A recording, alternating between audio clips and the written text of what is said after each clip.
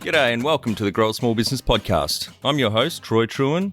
Each week, we speak with an owner who has grown a business with 5 to 30 team members to something bigger. Diving into their numbers and unearthing the pain they've experienced, we explore what they did to overcome each barrier and what they would do differently from day one. Let's get into it.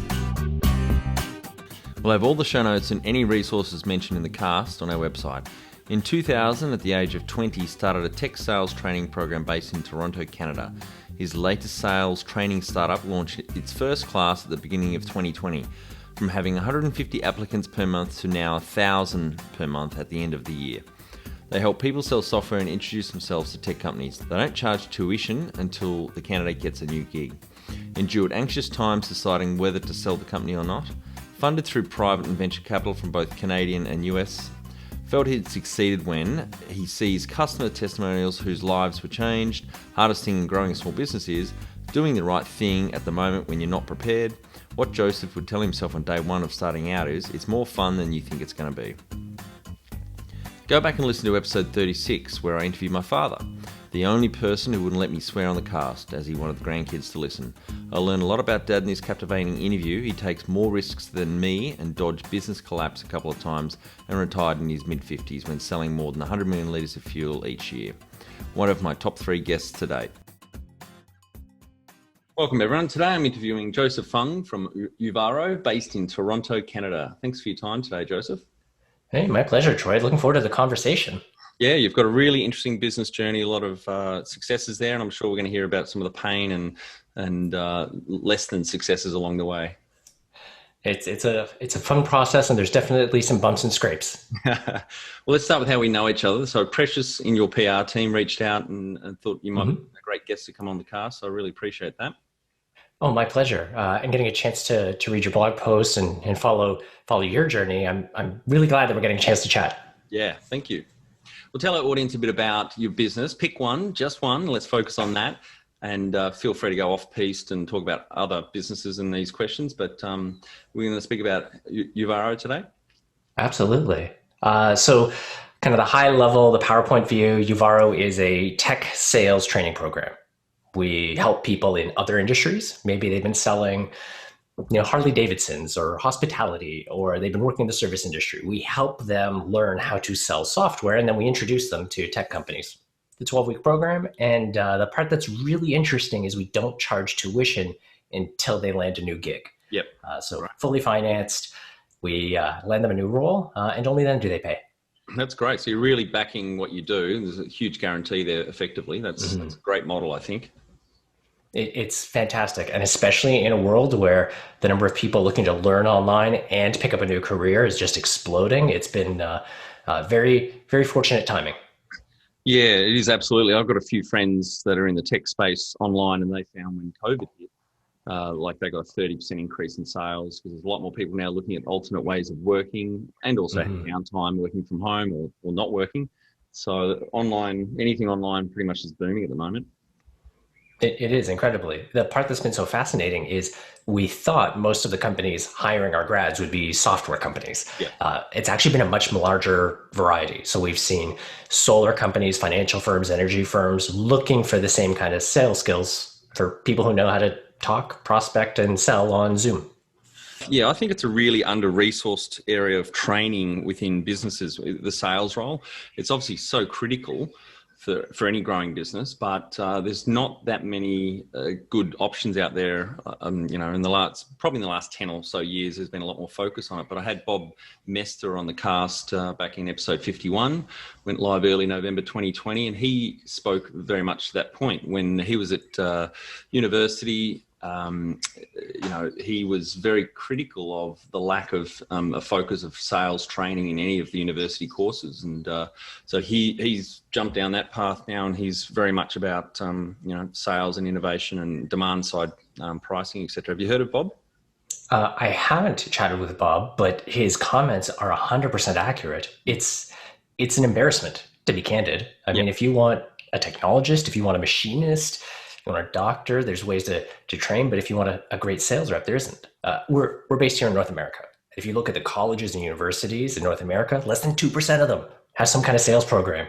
Yeah. It's ridiculous. And I mean, it's obvious that the need's there. And so happy to help fill The that other gap. side, in business, the percentage of resources that are dedicated to sales from a human resource point of view is obviously a lot higher than 2%. Absolutely.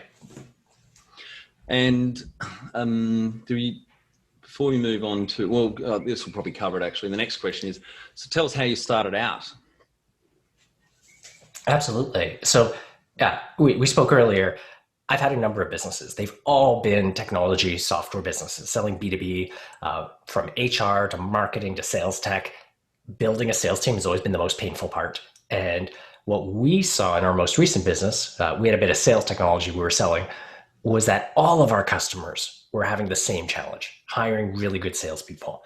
We worked with our resellers to take their curriculum, their training programs, and to spin that into an actual school, a training program. We beta tested it this time last year, and we launched our first class just at the beginning of 2020. And the demand was immediately obvious. We launched with about 150 applicants every month, and by the end of the year, we're topping over 1,000 applicants. Wow, so it's just crazy. Yeah. And so you would have had, if you launched in January this year, you would have had almost a clear month or two before COVID really started to bite. So would you say so that you could actually get a little bit of an insight into the normal, air quotes, demand for something like this before COVID really had that bump effect? So we had a chance to launch it publicly. Our board, looked at the data. We said with a lot of conviction, we're really going to do this. And then COVID hit, and everybody said, "Oh shit, we're really going to do this." It's definitely been a bit of a rocket ship. Yep. Well, maybe tell us, going back when you started out your first business, just maybe what year that was and how old you were, and just a quick journey from there to now, the businesses, because you've had quite a few, 5 or 6, I think. Mm-hmm. So the first business that we launched, looking back at it now, I'd say it was depending on who I'm talking to, it was either a great learning experience or an abject failure. We launched some online software. This would have been in 2000. And if you've ever used a discussion forum online, you've used software just like what we were building. Mm-hmm. Freemium approach, but by the time we looked to add the paid offerings, the community around it, we had about 100,000 users, were so baked into the free model that the DNA of the user community rebelled against the payment offering. So we ended up turning it into an not-for-profit. So great creation story, not so great on the commercialization side of things. Yep. We ran a web content management platform. Think about it as WordPress before WordPress, selling to designers and advertising agencies, all of it white labeled. And we had some fantastic customers, one-person ad shops, large multinational agencies, even staffing agencies using it to run their own sites. We ran a hyperlocal neighborhood website service. And in each of those, these were all bootstrapped companies. Sold them, made our original investments back, gave a really, really deep lesson on what it takes to run a business where, maybe you need to take a cash advance to make payroll. I mean, really brutal discussions. Yeah. And especially because that would have been within a year of launching that, did the tech wreck happen? Mm-hmm. Absolutely. And so rough time to be running a tech company that was bootstrapped. Took a break, had a bit of enough for entrepreneurship and worked with an NGO for a couple of years. Yep. And then launched an HR software company, Tribe. Yep. Great success. Sold that to NetSuite, Silicon Valley based ERP vendor. And then NetSuite gets swooped up by Microsoft? Oracle? Oracle. That's Oracle. Right. Yeah. So I stayed on for about, I guess it works out to about a half year after that acquisition too. Mm-hmm. And then left to launch Kiite and Uvaro. Yep, great. And maybe just reflect on, or sorry, I'll start that again. Maybe just explain a little bit about what Kiite was, that business. So Kiite's a sales enablement platform. If you can think about training your sales reps, and instead of giving them some manuals and videos to memorize, if you could give them a cheat sheet that updated itself. Yep. That's what Kiite delivered. And our go-to-market model was both selling directly online, but also through resellers. Those resellers were sales trainers. And that's how we really uncovered the need to launch Uvaro. Great. Yeah, wonderful. And back to that question. So you launched your first business in 2000. So how old were you then? 20. 20. Great. All right. Well, back on the Uvaro, I guess any other key numbers you can share to illustrate the growth, number of team members from start to now, perhaps? So when we first launched the idea, our prototype website to test demand, it was really me and two part-timers, people I'd worked with before, to test the idea.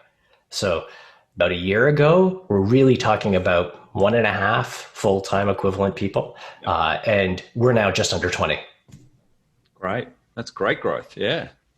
It's been one heck of a year, and we're really fortunate that we've got a great pool of people that we've worked with before in previous companies, which makes it easier to onboard great talent. Oh, absolutely. And you've got all the scars as well when it comes to hiring. And there's some questions further on around people, but yeah, you get a lot better at that, and your network's wider as well, and a lot more high quality network that you can tap into when you need a specific person or skills to help you with your next growth chapter. Yeah. Absolutely. When was the moment you felt like you'd succeeded? I love that question. Reading through your interview guide, I got stuck on that one straight up, because it implies that you've arrived. Yeah. I see moments every day where I feel like we've accomplished something, but I wouldn't put it in a rearview mirror. I wouldn't say that we've succeeded. But I don't want to totally dodge the question. If I had to pick a high point, what is it that I see that really makes us know that we've won?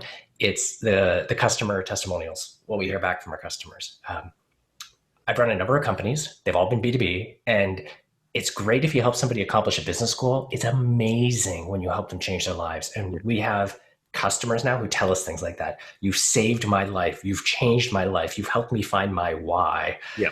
It's amazing. And so these are your customers are the people that are in sales and want to be in sales. And when they come out the other side of your curriculum, they're obviously much, much better skilled. And so it's a better fit, and their life is going to improve if there's better alignment. It is. And we have grad. So our average grad from before the program to the job they land after the program increases their income by 2.2x. Yeah. So we're seeing huge lifts in income. The average grad lands a job 17 days after graduating. So it's a 12-week program, and then 17 days onto the new phase of your career. And we've got one student who was working in oil and gas and almost died multiple times due to other people's accidents in the field. And now he's selling HR software from the safety of his living room, spending more time with family than he ever got to. Yep. We have one student who spent 20 years as a pastor. And as he was reevaluating how he can help people and deliver value and coach, we've landed him in a sales role in New York with the Toronto-based company. And his comment to us was that I've never felt more human. Yeah, great. And so, yes, feeling like you've succeeded, I feel like we've done a thing, as our team would say. Yep, great. So the Uvaro program is unique in a number of ways. I mean, it's not just hey, go online and watch some videos. We're talking about 12 weeks of live online classes. So daily routine, you're in the class, you're practicing, you're exercising, building those sales muscles. You're in with a cohort of close peers, and it is very much a crucible. But most importantly, these peers and the other classes around you are what's building your professional network. So when you leave, you have a network of sales professionals who are helping find you deals, help you find new roles, help encourage and coach you. And throughout that process, we're pairing you with a career coach so that as you're out looking at opportunities, it's staying aligned to your core values and your skills and your strengths. And so it's, again, not just about watching some videos and walking away with the tips and tricks. It really is about figuring out who you are, aligning it to the right role, and picking up the skills necessary to close that gap. Yep. Great. Can anyone around the world do the curriculum, do the course, or you got a geographic focus? So yes, people can take the course from anywhere. We have to start somewhere though, and our team is mostly based in North America. So our class times are based on a North American schedule. Our earliest class is 9 a.m. Eastern, and our last class starts at 6 p.m. Eastern. Yep. So that does add some constraints. Most of our students are North America, but we've had students as far as Ireland, Korea, and because more and more companies are employing people anywhere, we do expect to see more and more global students and employers participating in the program. Yep, great. What does success look like to you? It's really funny because before Uvaro, I would have really emphasized the experience of my team. Uh, when I founded my first company, the real trigger, the real motivation was the job I was in at the time. I was working as a co-op student at Raytheon. A new president was visiting, and everyone was scared shitless. They're like, is he going to fire us? Is he going to close this place? And Yep. I mean, it's a kind of wet behind the ears co-op. It's like an intern. Yeah. My reaction is this is a stupid way to run a company where your president comes and everyone's terrified. Yeah, management by fear doesn't work, and that's terrible culture. No, it's terrible. And so you ask what success looks like. I've always anchored it in the idea of creating a place to work where people can do their best work and they feel engaged and fulfilled. That's why our culture has been so important, the way we give back, all of that. With Uvaro, I have to add on where the customers feel so fulfilled. Yep. And I don't think I would have revised that definition without hearing the feedback and the life-changing experience of our students. So I'm really grateful for that. It's definitely opened up my eyes to the definition of success. And some of the points you sent through on email before, it's very clear you've got a strong focus on culture and looking after your team. Do you think that the kernel of that came from that experience as an intern? Or there's other Absolutely. ones? Absolutely. I mean, coming out of that, when we launched our first company, one of the first things we did was write down our values and our policies. And it was funny because everyone looked at us like we're weird. I'm like this 20-year-old kid and I'm writing down policies like more fun equals more good. Yep. But every time we've launched a new company, those types of like, what's the values? What's the culture we want to build? That's always been one of the first things we've done. And that's great. And it should be. I assume you've read Jim Collins' Built to Last? Mm-hmm. Yes, So absolutely. He wrote the book on vision, mission, values, and culture, basically. Yeah, it's phenomenal. All right. Number one thing you'd recommend to marketing a fast-growing business? That's such a great question. If you're marketing a fast-growing business, the really big thing is to figure out that story you're going to share. Is it an amazing customer success? Is it a life-changing event for one of your staff? But you've got to figure out that story, that kernel of truth that captures the why you founded that company, because that's the best way to build momentum. So yeah, absolutely focus on that story. Yeah, great. And you use the Net Promoter Score. What is your score? We do, absolutely. We monitor it continuously. We tap in and kind of draw the stats on a quarterly basis, and our most recent score is 81. That is phenomenal. For the audience, it's not a percentage, 81. I assume that's a positive, not a negative 81. It is a positive, yes. It is really hard to achieve. I think anything 50 positive around that mark is really hard to achieve, especially consistently. Anything above 70 is exceptional. So the way that it's worked out, it's a lot of people may recognize the question. Big companies and small use it. Apple, Telstra here in Australia, and a lot of small companies, but between 0 and 10, how likely are you to refer a friend or a colleague? And it's a really powerful yet simple question that gauges customer loyalty. And anyone gives you a 9 or a 10 as a promoter, they will stop people in the street and rave about you. Anyone 0 to 6 will stop people in the street and talk shit about you because you've given them such a bad experience.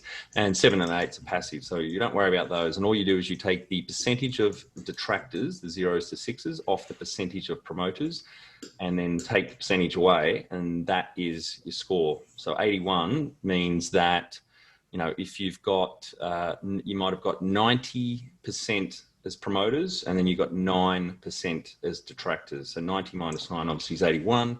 That is phenomenal, Joseph. I'd love to have the 90 and 9. We're actually 84 and 3. Wow. I'm so pumped about the results. It's funny, our students, our customers, when they come to us, they often scope out our reviews. Course report, great site to evaluate educational programs. Yep. And they look at our reviews and they're like, 68 5.0 ratings seems, I mean, if you had that, if you were buying something on Amazon, you think it was a scam. I'm really lucky our customers take the time to write so detailed and specific reviews. We're really fortunate. Yeah, five-star reviews are hard to achieve in a non-product based business, service-based business where there's touch points, a lot more touch points, not just customer service, but you guys obviously have that. So again, that is just another great example of how you guys are nailing this.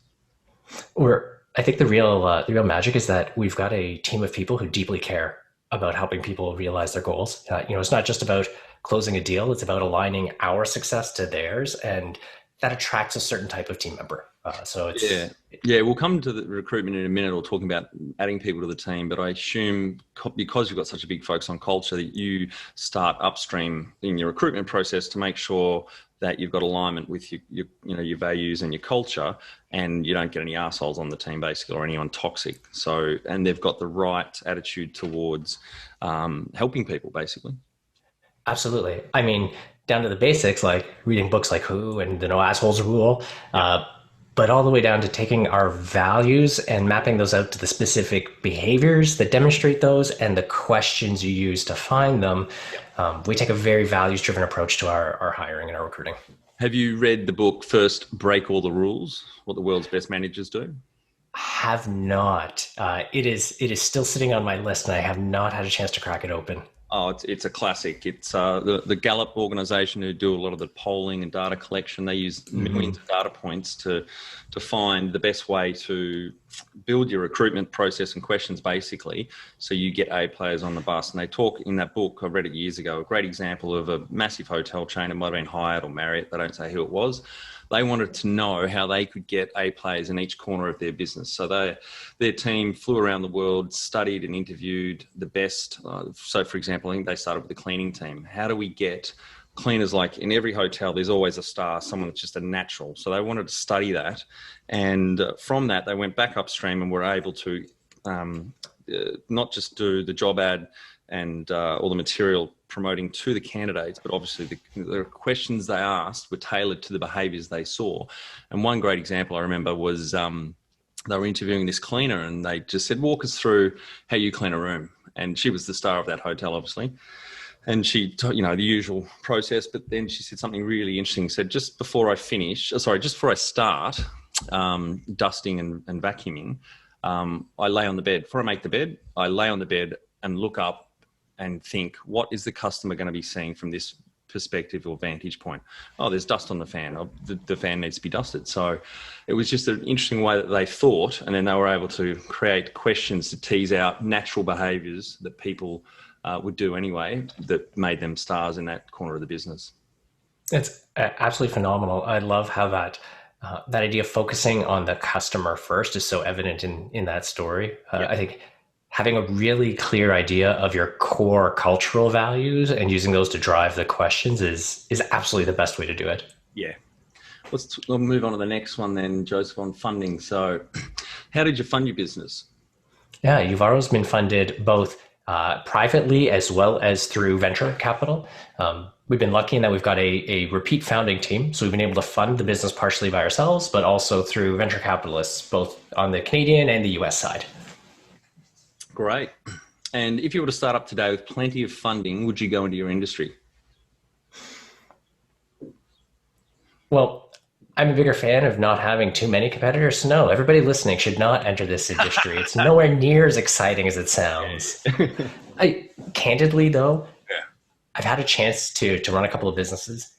I have never felt so fulfilled or had an organization that was so effusive of the mission and earlier this week, we had our company offsite. I put it in scare quotes because we used a different video conferencing tool. Big risks. Yep. We had customers join our panel, and hearing the words they used to describe our team and our company, we had multiple team members crying from just the emotions and the positivity. Wow. So yeah, if I was starting a business again today, I'd be doing exactly this because I can't think of another way to feel more fulfilled. That's great.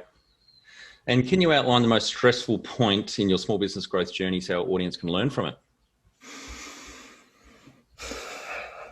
I had a lot of trouble choosing between two. No, you tell us both. So I was hoping you'd be okay with that. Yeah.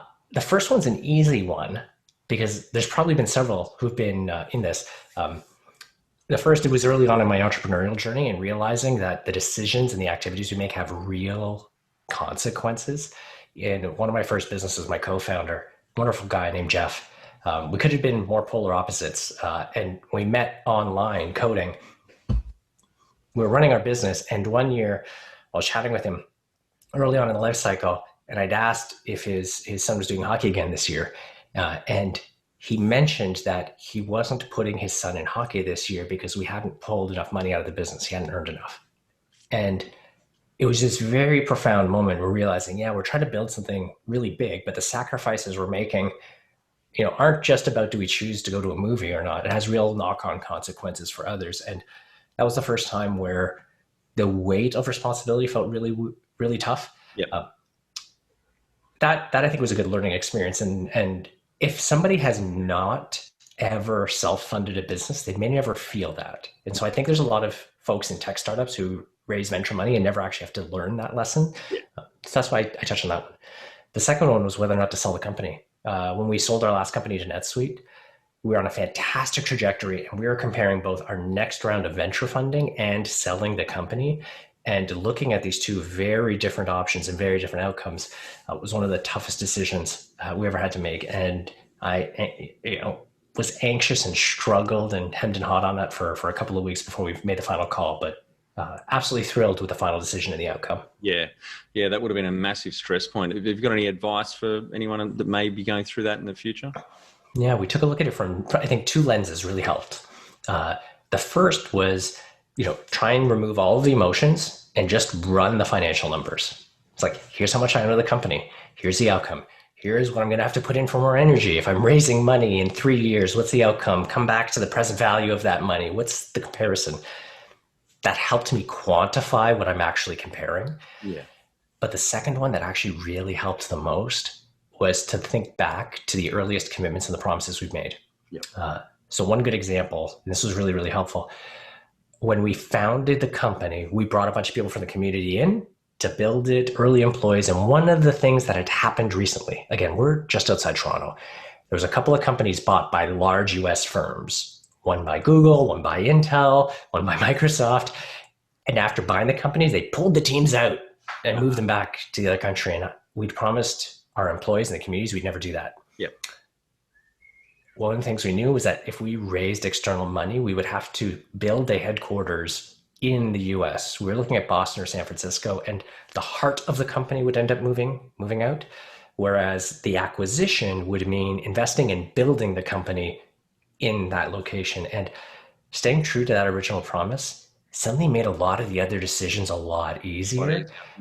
Yeah. And then we grew that office from 25 people to 160 people over 3 years. And there's a ton of people with amazing jobs. Yep. And yes, there's a huge Oracle sign downtown Kitchener now. Yeah.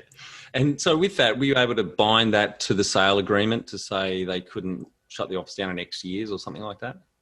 No. That stuff's really hard to bake into the agreement. Yeah. Instead, I'm comfortable owning that responsibility. So we structured the deal where I reported to the founder, the chair of the board, and instead of getting tucked into some smaller group, I mean, there are 3,000 people. We were 25. Yeah. But I had a seat right at the executive table, and I had complete autonomy over building that office. So if we didn't do it, it was going to be really on me. And so having that control made it a lot easier to make that decision. Yeah, great.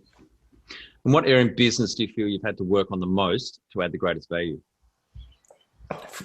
It's funny, we're launching it. We run a sales academy, and 100% sales is right at the top of the list. I am a deep introvert by nature, and being comfortable being outside, telling that story, doing everything that's necessary to succeed, I fight against my own instincts all the time. Yeah. And that's something I've had to work at constantly. Yep. And what have you enjoyed least about managing the fast growth?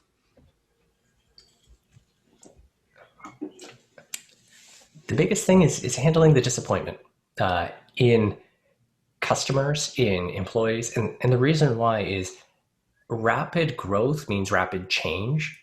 And sometimes your organization outgrows individuals who are either employees or customers. And that's really tough. Like, letting a customer know that the direction you're taking the company is in a different direction than they originally thought, or an employee who delivered important value, an important contribution to the culture at a pivotal time, but the company maybe has outgrown them. That is the hardest part, and that happens. That's part of business, especially in a rapid growth company. Oh, sweet mother of God! I've been through that several times. It is painful having those conversations, but you've got to work up to it, keep the communication constant and clear, and explain to people that the business is growing up, and some won't be able to step up into what the next org chart looks like into the next role. So yeah, very tough. The part that makes it easier is also recognizing for every employee that the company outgrows, or every customer that the company outgrows, there are employees and customers who outgrow you. Yeah. And so it does make it easier to not take those departures more personally. Yeah. And what do you love most about growing a small business? The flip side is the people. I mean, I get to see people do incredible work, see people where I've had a small touch in their career, and then you see them 10 years later and they've gone on to do these amazing things. And when you hear that comment or that feedback about, hey, here's this thing you taught me, or here's this influence you made, and knowing you helped contribute even in a small way to someone else's success is just such a powerful thing. Yeah, I totally agree. Absolutely. What's been the biggest mindset shift for you in your business growth journey? I think the biggest single mindset growth shift I've had to have is the role of being a public leader. As a business leader, you're used to the idea that I'm leading my team. Here's our plan, here's our budget, here's the product we're going to do, rah, rah, rah. Like, yeah, you have to do that. Something that's interesting specifically in tech, and maybe less so in other industries, because you have all these engineers, these technologists who are introverts, raising money from VCs, so you've got this fear, you're using someone else's money. You tend to be very quiet about what people should or shouldn't do with their money. Yep. And it is a gap. To make it real, I'll see people who run car dealerships that focus in the local community, and they employ the same number of people. They have the same income as an incredible tech company. And this tech company leader is dead silent about what they should do philanthropically, community service. And the car dealership is everywhere, donating, supporting Little League, all of these things. How do companies lose their voice? And that's something I've had to get comfortable with in terms of getting out there, being more vocal, leading by example, and being willing to say, hey, people, you should do this because it's the right thing. Yeah. And that's hard. That was very unnatural for me. Yeah. What's the number one habit you think a small business owner needs to develop and maintain? The number one habit, unequivocally, I'd say would be read voraciously. Articles, books, what comes out of your team, you need to be learning. And the more information you have, the better you're going to be. Totally agree with that. Yeah. Jump over to growasmallbusiness.com and leave your details to get a short 2-minute email I send on Fridays to help small business owners like you become better leaders. I include some reading or professional development resources I've discovered in the last week. Can you talk to how you've added people to the team, some wins, mistakes, and advice for those listening? We haven't been afraid to take risks. We have some very clear guidelines on the types of values and the behaviors, and we've used those to bring on team members who are siblings, friends, family members. Often those are seen as big no-nos, but if you have a rigorous process and people make it through that, there's no reason not to. So I think those have been some big wins and some big risks. Some of the mistakes we've made have always been around not having a well-defined process. If you've got a bus and you want the right people on the bus, take the time to design that process. Oh, yeah. Yeah. One of my biggest mistakes was hiring, in my first company, we hired my roommate.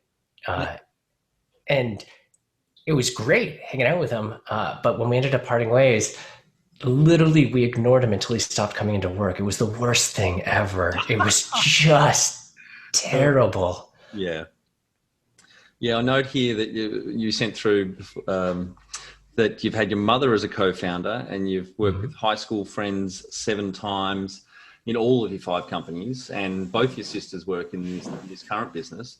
And one of them is also your co-founder and COO. So that must be an amazing dynamic to have to, or be aware of, I guess. And you may not need to manage it, but you've obviously set it up and the expectations and up front, but also the communication is clear around everyone. We're really lucky in that all of the people that you mentioned are all fervent, passionate believers in being very deliberate and very effective in communications. And so no one's offended, no one's bothered when we bring up things like, hey, we need some added controls here because there's potential conflict of interest, or hey, we should deliberately bring in other team members into this conversation to avoid bias or just kind of mono think. Yeah. So it's I'm very lucky that there's such wonderful people. They keep us on straight and narrow. Yeah, that's great. Any other advice for those listening around adding people to the team, especially because it's really a focus for what Uvaro is doing, is the training of salespeople, getting them ready for their dream job in this area. So, any other advice you'd give people or business owners in recruitment, I guess, and getting people on the bus, as Jim Collins calls it? So two things come to mind. The first one that's most perhaps obvious and relevant to what we're doing is don't get stuck in the trap of using experience as a proxy. Yeah. You see that all the time. Like, hey, I'm selling software. I want someone who's been selling my competitor's software for 2 years. Well, I'm sorry, that doesn't mean they're going to be good at their job. I agree. And there's two things I talk about in this area of business when I coach and mentor, and that's I hire for attitude and aptitude. Because if you've got a smart person with the right attitude, they can get that experience. That's totally it. And we see it left, right, and center. One of our top sales reps, graduate of our program, before joining us, he was a claims attorney for 6 years. Yep. That's not who you would default to assume is selling technology and training. No. So that's an easy one. That's self-serving, though. That's go hire from Uvaro. The bigger thing I'd say is, especially if you're dealing with rapid growth and scaling, is thinking about nurturing talent. How do you build a farm team? How do you institutionalize hiring someone junior and growing them up? Yeah. Because if you can do that, you'll never suffer from a lack of talent. And the reality is people will grow faster than you can give them raises. And so strategically, you'll always be getting more value from your people than your overall budgeting for. So putting that energy early to figure out how do you hire someone earlier and nurture and grow them is better for them, and it's better for your bottom line. I totally agree. And I read a LinkedIn article recently from one of the founders of Brewdog. Have you heard of Brewdog, the big brewer out of Scotland? I think they're in the UK. Most successful crowdfund example in the world. They've done really well. They've got 2,000 staff now, 100 bars around the world, and they make great beer, which I'm a fan of. But he can't argue with that. Yeah, I'll send the article through to you. But it's 10. Basically, he's wrote this article saying, here are 10 things that I, as the CEO, fucked up with Brewdog. And one of the points there was exactly what you're talking about. They were growing at a certain point ferociously, and they thought, well, it would just get a really experienced management team in, and they'll know how to take us through the next chapter. And what they learned, they're all gone within 7 months because there wasn't a cultural fit. And they learned then they discovered that they really needed to promote from within. And obviously to do that is exactly what you're saying, hire from the start with someone that you can take along that whole journey. One of the interesting controls they put in place is the most highly paid person in the company, their salary could only be 7 times more than the most junior person in the company. So it didn't get out of whack and out of balance. I thought that was really genius. Yeah, absolutely. And I think another way to look at it is, measuring, the drivers of value in the company. I often see where the C-suite is, by definition, the best paid organization. And genuinely, they're rarely the ones who are delivering the most value day to day. Like, they're helping keep the wheels on the bus, but your sales reps, your service reps, the people on the front line. So really, really recognizing that, not just by kudos and recognition, but the way you spend your money is a good way to think about it too. Yeah.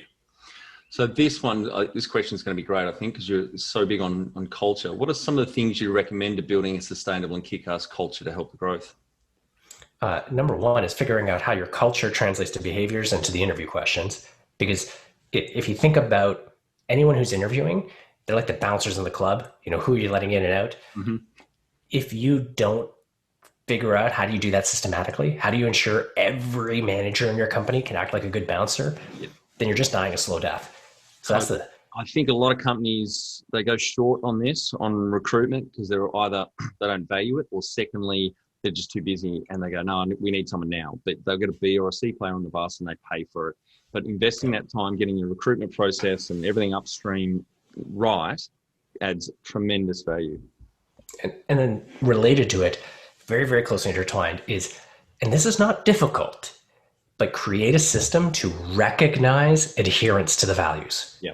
Mm-hmm. I mean, my last company, we built software that did this, but this could be standing up once a month in your all hands meeting. If you're using Slack, it could be a Slack channel. It could be an email list. But figure out a way so your managers, your employees can say, hey, this is a great way that an employee lived a value. Just to put it brass tacks, an example, one of our core values is honesty. Mm-hmm. You know, how do you live and breathe honesty? And one of the examples that our team shared was when I didn't fully appreciate our work time. I was telling everybody, hey, work-life balance is important, but then I was emailing people like 8 p.m., 9 p.m. Yeah. Like, hey, Joseph, you're not being honest with that. You're misrepresenting, values there. That's great. Mm. Yeah, finding a way for people to share that in a public way, and then as a company recognizing it, helps you enshrine the stories about those values. And then when your people are out talking, they talk about those stories. They don't talk about your ping pong table or whether you have pastrami for lunch. They talk about what matters. That's right. They talk about experiences and how you've made them feel. But I love that Winston Churchill quote, if you've got an important point to make, you drive it home with a pile driver. Basically, you keep repeating yourself. But using that example of pointing people out that have lived the values through their behavior just restates the values of the company without, going over and over the top, in a dry kind of manner. It makes it really personal. I think that's a wonderful suggestion. That's it. Absolutely. Well, speaking of balance, tell our audience how you've handled balance. Other than terribly? Maybe some improvements over the years. So, I mean, one of I think the most telling quotes that I've ever heard was that as an entrepreneur, as a founder, you get to work half days. Yep. You pick which 12 hours. Yeah, I love that one. It's so true. So for me, there's actually a CFO from a not-for-profit locally, wonderful woman, Lois Norris, totally brilliant. And I think for me, helped to really internalize how I think about it. She said, I want my kids to see that I've got good work-life balance, but that doesn't mean 50-50. It means that I put the right amount of energy into the things I care about because I want a fulfilling career. And for me, that means when I'm spending time with the kids, I am dedicated to it and I'm convinced. And when I'm reading Cat in the Hat, I'm doing all the gestures and moving around. But when I'm at work and I'm focusing on it, I'm talking about how exciting it is, how much of a difference we're making, and how we're building great careers. So it's about approaching all of them with a ton of passion, even if that means it's an uneven distribution in the day. Yeah, and it's about being present in whatever context. If it's family and kids, you're there, you're listening. Checking your phone or being distracted by that, or thoughts of work, which I've struggled with over the years, but I think I've got a handle on it now. And same when you're at work, being really present and passionate about what you're focusing on right there at that time.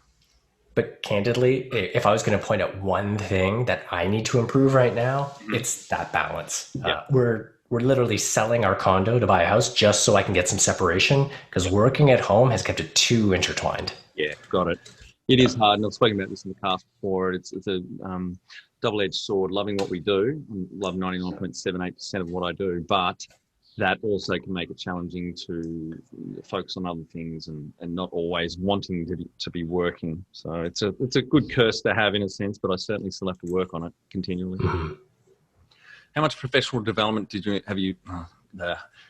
Now, this one is, you've already part answered, but maybe talk a bit about how much professional development you've invested in yourself over the years. It's a hard one. I mean, you could monetize it. Like, what are the courses, the classes you pay for? I'm a firm believer in always learning. So for me, there's two big pillars that I'm working on.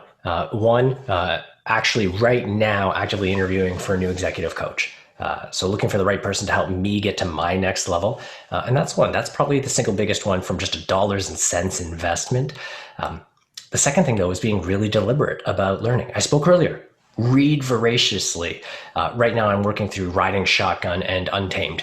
And those aren't just about, kind of passion readings or personal enjoyment. It's about personal development. And I think that's super, super crucial, because if you're not doing that, if you're not growing, then you're not living. Absolutely. I think it's so important. I do track my time, so I know I probably spend 2 to 4 hours a week listening to audiobooks or podcasts, and it's you've just got to make it a rock in your fish tank to make sure it gets done. I think that was a Covey paradigm, the fish tank analogy. Mm-hmm.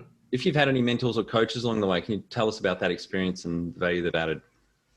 Absolutely. I mean, first of all, I think I see mentorship and coaching as two very separate things. I mean, the mentors they've gone before you, they've blazed the trail, they can tell you to watch out for certain pitfalls or rock traps. The coach is someone's going to help you improve yourself, do the right thing, stay disciplined, and you often need both. Yeah. I've been really lucky in that I've had in my board of directors multiple individuals who have been mentors at different times. They've helped me grow as CEOs, as leaders, and entrepreneurs. One in particular who comes to mind is Cameron Hay. He was the CEO at Unitron, the hearing aid company. Right. Massive firm. I was super lucky to have him on my board. He helped me understand what it took to help grow leaders and executives, and that was super valuable. He was a crucial mentor. In terms of coaches, the biggest one I'd point to would be my co-founder, my COO, my sister. She helps me make sure I'm doing the right things and paying attention to the right things. And that's invaluable because my work-life balance, my work success, the way we lead the company would be nowhere near where it is without her influence. Yeah, great. And you've obviously got a board of directors at the moment. So how big is the board? How often do they meet? And maybe talk also particularly about the chair role. I think you read one of my LinkedIn articles about boards and boards of advisors. And the second one I wrote was around the chair role. So any comments on your experience with boards over the years? Yeah, I mean, Troy, that's actually one of the big things I enjoyed out of your blog, the comments about the value a board brings to a small business. I've been really lucky in that we've had a formal board of directors for my last couple of companies. Today, right now, our board has 3 members plus 2 observers. So 3 voting members, 5 people in general. We meet twice a quarter. So we've got a full meeting once a quarter, and then halfway through the quarter, we do a check-in as well. Everything's online. And it's really valuable because the chair of the board is not involved in the company day to day. Right. He was one of the founders. He's also an investor, so he's got the right perspective. But he helps make sure that we're keeping an eye on how we run the company and how we run the board and how we think strategically about our directions. The other board member is one of our investors, and so helps represent, again, a very different perspective. But in each of those, it helps us maintain a regular cadence so that we know we're moving the business forward at the right pace. And it gives us a really good way to compare our rate of growth and our rate of advancement. How do we do between board meetings? Yeah. So we're not just looking week to week, month to month, we're looking at that broader picture as well. Yeah, and it's great having people on the board that aren't executive, aren't working in the business, because sometimes, as you'd well know, especially with fast growth, you're just so busy in the business day to day that you're standing in the forest, you don't even see the trees, and you need someone to point out just a simple question: why are we still doing this? What X, Y, Z? It doesn't sound like it's making sense. Absolutely. It's keep an eye on the risk, keep an eye on the way you're running it, but also helping you keep yourself honest and shine a mirror back on you. Yeah. You've got your own perception about what you're doing well and what you're doing badly. Your board's there to keep you honest. Yeah, absolutely. All right, Joseph. So you've exited a few businesses now. Do you have any comments or advice there for the audience around exiting? Absolutely. I mean, number one, I wouldn't build a business to sell it. Everyone talks about that. Businesses aren't sold, they're bought. And it's very true. Number one, if you're building a business that's going to be successful on its own, you have way more optionality. I've been involved in businesses that have been sold because they had to be, businesses that were sold because there was different options on the table. That second scenario is the way better one to be in. So that's number one. The second thing that's so often overlooked, and candidly, it's so often overlooked by first-time founders, is keeping your operations clean. Like, people talk about hey, make sure your accounting system is good, make sure your records are up to date, but investing in that stuff early, the way you organize your files, your contracts, make sure things are chronological, that stuff sounds boring, and none of us started a company to do it. But wow, that stuff can make a difference. Oh, yes. Totally agree, Joseph. There's a board that I chair at the moment that we've just moved someone out of a key role, and that we've just unearthed an absolute mess. And one of the reasons that we pulled the trigger now was because we're growing fast, we're expanding, we're looking at getting investors coming in. And I've said to the guys, when this mess started to be unearthed, I said, for fuck's sake, if an investor comes in worth their salt, they're going to throw an accountant at our bookwork and do their due diligence, and we're going to look like a bunch of muppets. So they're going to say, if you can't get the compliance and the basics of running a business right, the product you're selling or making, what's that actually like? So it's really going to cast doubt on on the wider business. And the thing is, entrepreneurs who've never sold a business, they don't think about it from the right lens. They think that, hey, cleaning this up, this is going to be $5,000, $10,000, $50,000 of accounting work someday. I'm going to punt that down the road. But what they're not thinking about is that exit. And I saw one company that I was an investor in that didn't take care of their housekeeping. They had a term sheet. It was not a huge exit, but it was a $25 million exit. They get into diligence. They uncover some issues. They got to repair this. They got to do this contract, got to do this employment contract. And yeah, knocked a couple $1,000,000 off the price. Wow. Yeah. Versus our deal, not only did NetSuite tell us, hey, this is the smoothest deal that we've ever closed, but from our first term sheet to actually closing the deal, we were able to increase the enterprise value. Right. And at the exit point, yeah, that's way more than like $10,000 worth of accounting cleanup. That's really hitting your pocketbook. I think that's really good advice. Don't just wait to get to it one day. Early on, as you start out, set up your operations, your accounting, your reporting particularly, so the board can make informed decisions on accurate and timely information, and not that because obviously boards can get in a lot of trouble if they're trading insolvently, for example. So making sure you're getting all that right. There's so many benefits along the way, and particularly on exit. Yeah. All right, Joseph, we're on to our final 5 questions. What do you think is the hardest thing in growing a small business?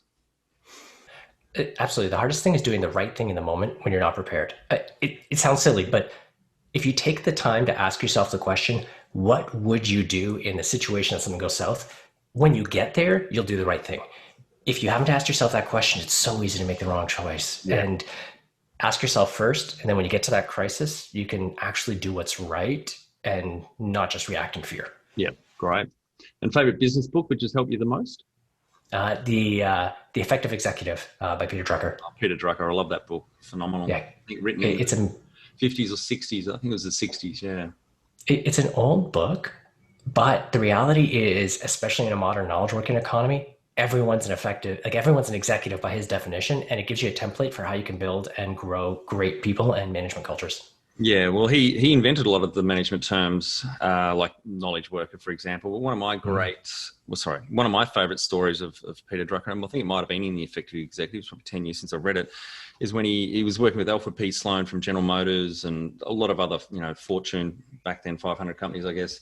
And he'd go in, start working with the CEO, and he'd say, right, what are your priorities? And the CEO would go, we reel off 50 things. He said, no, I said priorities. What are your fucking priorities?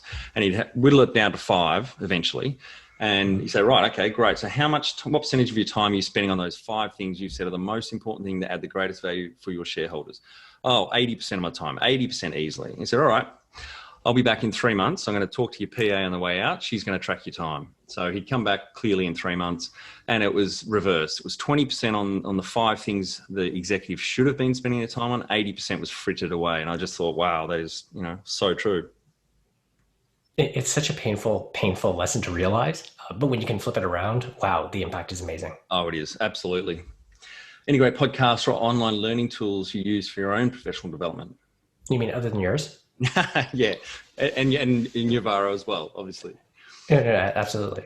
In all honesty, the really big thing that I've enjoyed is Malcolm Gladwell's was it revisionist history? Yeah, that's mostly because I've heard people have raved about it. I haven't listened to any of it yet, but I hear it's really interesting.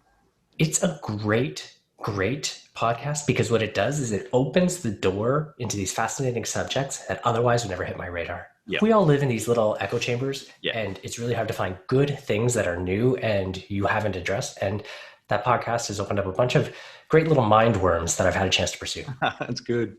One tool you'd recommend to help grow a small business? Other than the telephone, pick it up, call people. Candidly, if I was going to pick one, I'd point to something like Vidyard, video recording tool, but for your recruiting, your employee communications, your sales activities, all of those, you'd be surprised how much video can make a difference. Sorry, just spell that so Peter can put that in the show notes. Sure, Vidyard, Vidyard. Vidyard, great. And is that like Loom? You record your screen and your face, or similar in terms of the tech stack, but integrated into absolutely everything. Great, I'll check that one out. Finally, my favorite question. What would you tell yourself on day 1 of starting out? It's more fun than you think it's going to be. That's great.